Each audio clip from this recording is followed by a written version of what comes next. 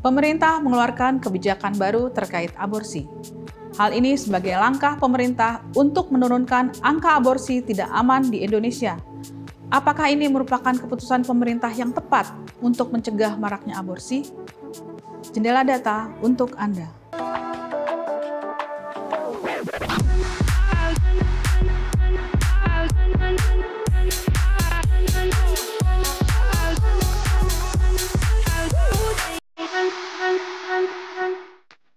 United Nations Population Fund atau UNFPA menyebut 60% kehamilan yang tidak diinginkan akan berujung aborsi.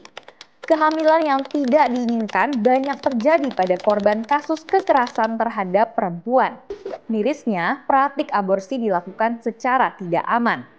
Melihat kondisi yang mengkhawatirkan dari praktik aborsi ilegal, pemerintah pun menerbitkan Peraturan Pemerintah Nomor 28 Tahun 2024, di mana dalam pasalnya disebutkan aborsi tidak boleh dilakukan kecuali ada indikasi kedaruratan medis dan yang bersangkutan merupakan korban tindak pidana pemerkosaan yang menyebabkan kehamilan. Peraturan ini juga mengatur syarat dan ketentuan aborsi, yaitu kondisi kehamilan membahayakan harus dibuktikan dengan surat keterangan dokter dan penyidik. Aborsi hanya bisa dilakukan di fasilitas layanan kesehatan sesuai dengan syarat Kemenkes.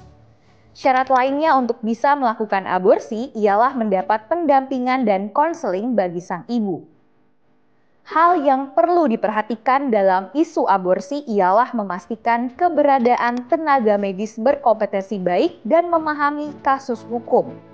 Memastikan usia kehamilan sebelum melakukan aborsi, serta pemberian bantuan psikologis bagi perempuan dan tenaga profesional yang akan terlibat aborsi. Peraturan Pemerintah Nomor 28 Tahun 2024 membawa secerca harapan baru bagi korban kekerasan seksual. Namun, stigma sosial terhadap aborsi masih sangat kuat. Aborsi masih dianggap tabu dan dapat menimbulkan konsekuensi sosial yang berat bagi korban. Saya, Desyasmini Siregar, dan tim Litbang Media Indonesia, pamit undur diri. Tetap saksikan Jendela Data atau Jeda hanya di YouTube Media Indonesia.